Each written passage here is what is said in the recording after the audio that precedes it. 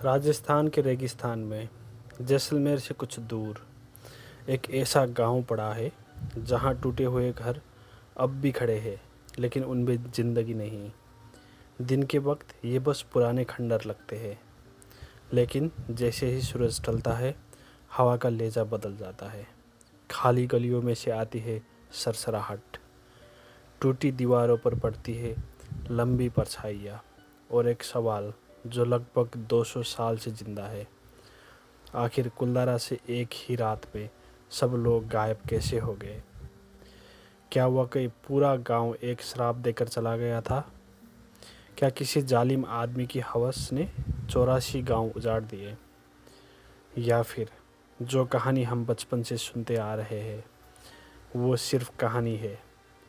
आज हम कुलधारा की मशहूर मिस्ट्री को खोलेंगे। जो लोग कहते हैं वो भी, जो हिस्ट्री कहती है वो भी, और जो साइंस धीरे धीरे सामने लाती है वो भी। वीडियो के एंड तक या तो आप कहेंगे हाँ यहाँ कुछ तो अलग था, या फिर अब समझ आया असल सच क्या था। लेकिन एक बात का वादा है, आज के बाद कुलधारा आपको सिर्फ हॉन्टेड विलेज नहीं लगेगा। आज का कुलधारा एक घोस्ट विलेज के नाम से फेमस है। जैसलमेर के पास रेगिस्तान के बीच एक ऐसा बसा हुआ खंडर जहाँ कभी जिंदगी हुआ करती थी। राजस्थान टूरिज्म के मुताबिक ये गांव पालीवाल ब्राह्मण्स ने बसाया था और आज भी इस जगह को घोस्ट टाउन श्राउडेड इन मिस्ट्री के रूप में दिखाया जाता है। ऑफिशियल टूरिज्म नरेशन भी इसी बात को रीइंफोर्स करती है कि एक रात में कुलधारा और आसपास के 83 गांव खाली हो गए।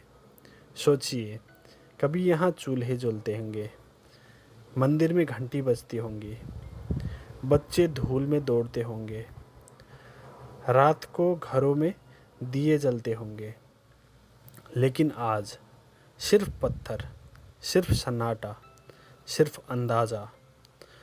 और जब किसी जगह के बारे में सच कम और खामोशियाँ ज़्यादा हो तो कहानियाँ पैदा होती है, और कुलधारा के साथ भी वही हुआ।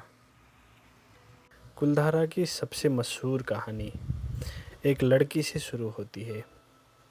कहते हैं जैसलमेर का एक ताकतवर और जालिम दीवान या प्राइम मिनिस्टर था, सलीम सिंह।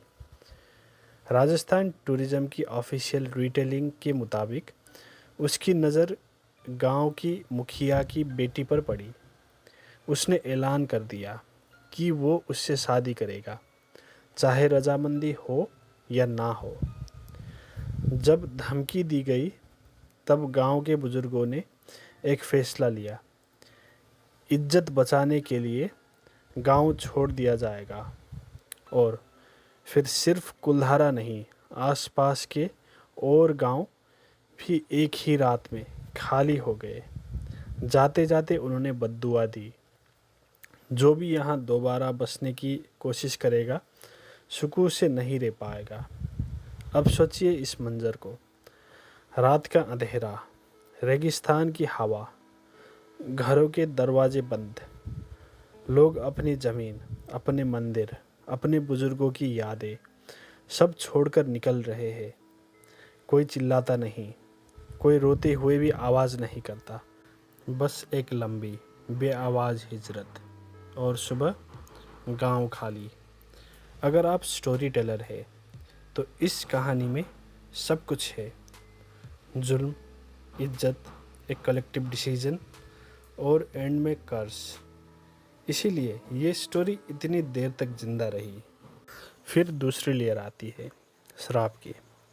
लोग कहते हैं कुलधारा में रात को अजीब आवाज़ें आती है। कुछ लोगों ने परछाइयाँ देखने का दावा किया, कुछ ने महसूस किया कि कोई उनका पीछा कर रहा है। कुछ लोकल रिटेलिंग्स ये भी कहती है कि कोई भी यहाँ ठहर नहीं सका। इस जगह की हॉन्टेड रेपुटेशन इतनी स्ट्रॉन्ग हो गई कि पैरानॉर्मल इन्वेस्टिगेटर्स भी इस तरफ खींचे चले आए। सालों में मीडिया रिपोर्ट्स और पैरानॉर्मल ग्रुप्स ने यहाँ वॉइसेस, मूविंग शैडोज और अनएक्सप्लेन्ड फीलिंग्स जैसी दावा किया, लेकिन ये सब एनेक्डोटल रहे, यानी पर्सनल क्लेम्स, साइंटिफिक प्रूफ नहीं। और यही हॉन्टेड रेपुटेशन टूरिज्म को भी फ्यूल करती रही। कुलधारा का डर, उसका विजुअल एम्प्टीनेस, उसकी खामोश गलियाँ, सब मिलकर उसे एक एक्सपीरियंस बना देती है। लेकिन यहाँ एक साइकोलॉजिकल एंगल भी है।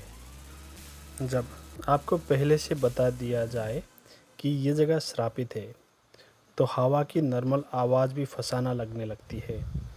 खाली मकान का इको भी फुफकार जैसा लगता है, और अंधेरे में हर टूटे हुए दरवाज़ा का साया किसी शख्स की मौजूदगी जैसा महसूस होता है। क्या कुलधारा वाकई हॉन्टेड है, या इंसान का दिमाग खुद हॉन्टेड स्टोरीज को ज़िंदा रखता है? इस सवाल का जवाब हम एंड में देंगे।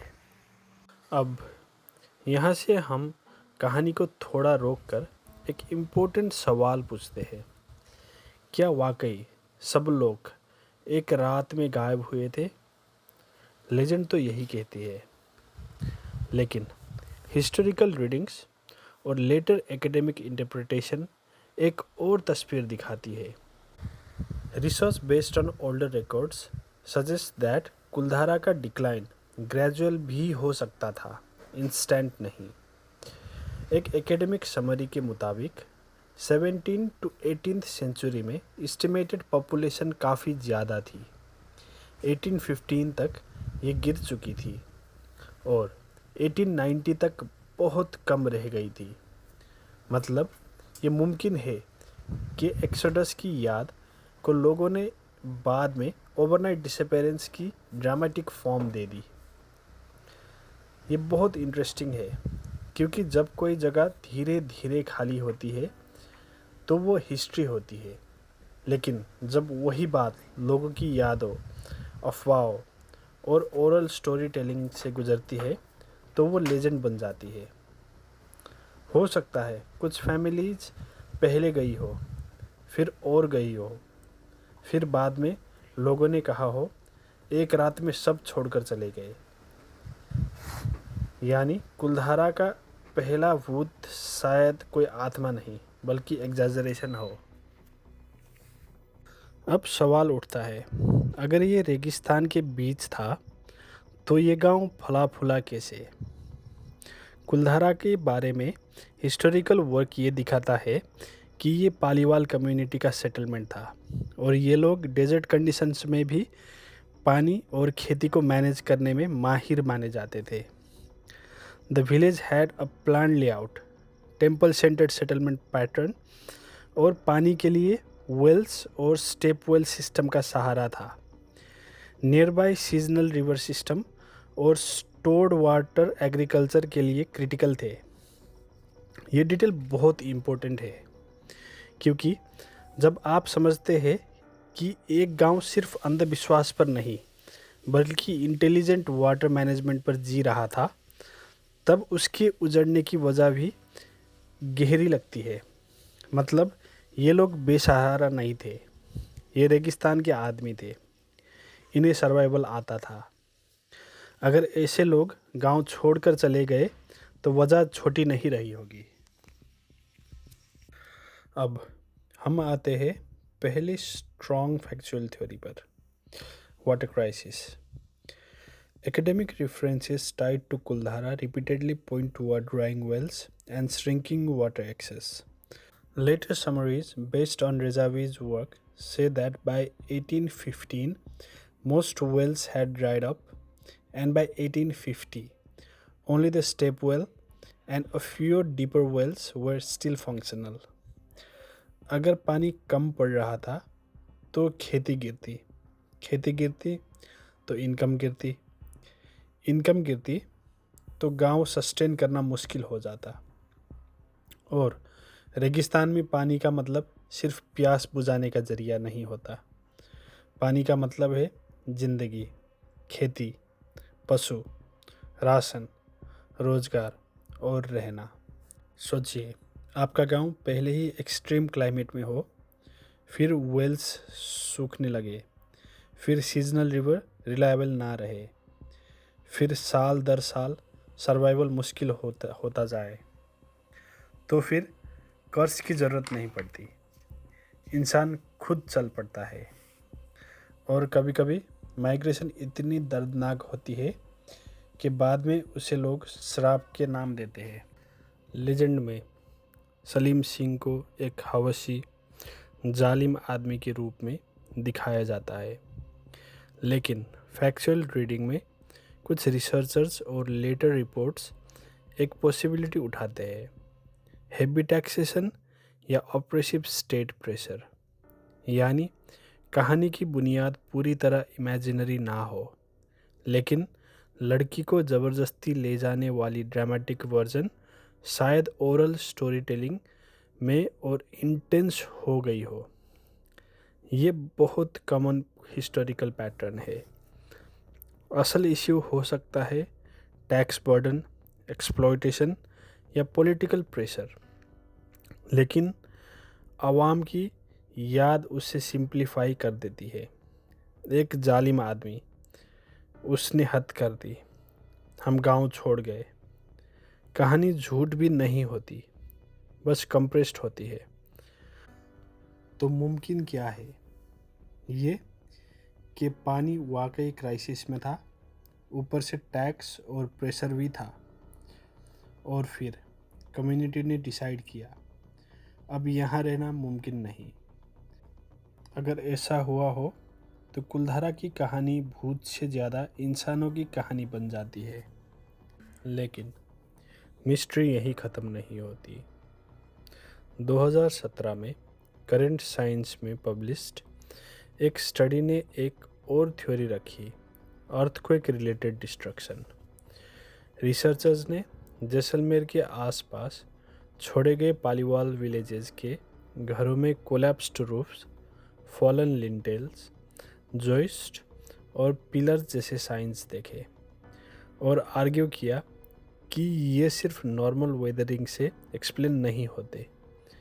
उन्होंने इसे पॉसिबल पैलियोसाइज्मिसिटी यानी पुराने अर्थक्वेक एविडेंस से जोड़ा। अब ज़रा सोचिए, अगर किसी रीजन में पानी का प्रेशर भी हो, इकोनॉमिक स्ट्रेस भी हो और ऊपर से साइज्मिक डिस्ट्रक्शन या मेजर अर्थ मूवमेंट का असर भी हो, तो लोगों के छोड़ने की वजह और भी स्ट्रॉन्ग हो जाती है। लेकिन यहाँ भी ऑनेस्टी ज़रूरी है। ये थ्योरी फाइनल प्रूफ नहीं है, ये एक सीरियस साइंटिफिक हाइपोथेसिस है, और इसीलिए कुलधारा और इंटरेस्टिंग हो जाता है, क्योंकि यहाँ एक सिंगल विलेन नहीं मिलता, एक सिंगल रीज़न नहीं मिलता, एक सिंगल हॉन्टेड आंसर नहीं मिलता, यहाँ लेयर मिलती है। टाइम्स ऑफ इंडिया की रिपोर्ट के मुताबिक लेटर जियो आर्कियोलॉजिकल इन्वेस्टिगेशंस ने भी यही माना कि एग्जैक्ट रीज़न अब तक डिसाइसिवली प्रूव नहीं हुआ था, और इसीलिए रेडियो कार्बन डेटिंग, पोटरी स्टडी, क्लाइमेट रिकंस्ट्रक्शन और दूसरी साइंटिफिक टेक्निक्स के ज़रिए सच तक पहुंचने की कोशिश की गई। रिसर्चर्स ने ओपनली ये पॉइंट किया कि फोकलोर अलग चीज़ है, लेकिन साइंस को मटेरियल एविडेंस चाहिए। और मुझे पर्सनली कुलधारा की सबसे पावरफुल बात यही लगती है, ये जगह साइंस को मजबूर करती है कि वो मिथ के सामने खड़ी हो, और मिथ को मजबूर करती है कि वो साइंस से बचकर ना निकले। एक तरफ लोग कहते हैं रात को आवाज़ें आती है, दूसरी तरफ रिसर्चर्स कहते हैं हमें carbon dating, geology, water history और आर्किटेक्चर देखना होगा। एक तरफ कर्स, दूसरी तरफ क्लाइमेट, एक तरफ बद्दुआ, दूसरी तरफ माइग्रेशन, एक तरफ गोस्ट स्टोरी, दूसरी तरफ सर्वाइवल स्टोरी।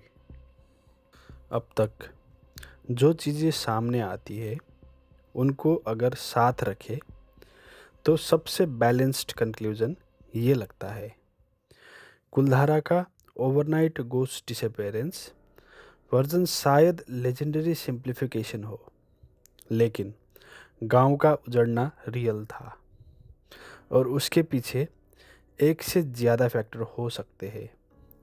पानी की कमी, एग्रीकल्चर का गिरना, इकोनॉमिक या टैक्स प्रेशर, और शायद स्ट्रक्चरल डिस्ट्रक्शन या अर्थक्वेक रिलेटेड इम्पैक्ट। यानी कुलधारा शायद भूतों की वजह से बर्बाद नहीं हुआ, लेकिन जो हुआ वो इतना पेनफुल, इतना कलेक्टिव, इतना अनयूजुअल था कि उसने एक ऐसी याद छोड़ी जो लोगों ने हॉन्टेड मिथ में बदल दी। और सच कहूँ, कभी कभी रियलिटी घोस्ट स्टोरी से ज़्यादा हेवी होती है।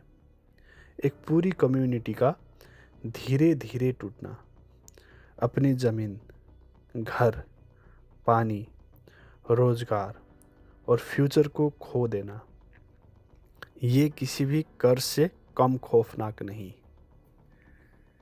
फिर भी लोग जब कुलधारा जाते हैं तो उन्हें अजीब क्यों लगता है? सिंपल, क्योंकि इंसान सिर्फ फैक्ट से रिएक्ट नहीं करता, प्लेस मेमोरी से रिएक्ट करता है।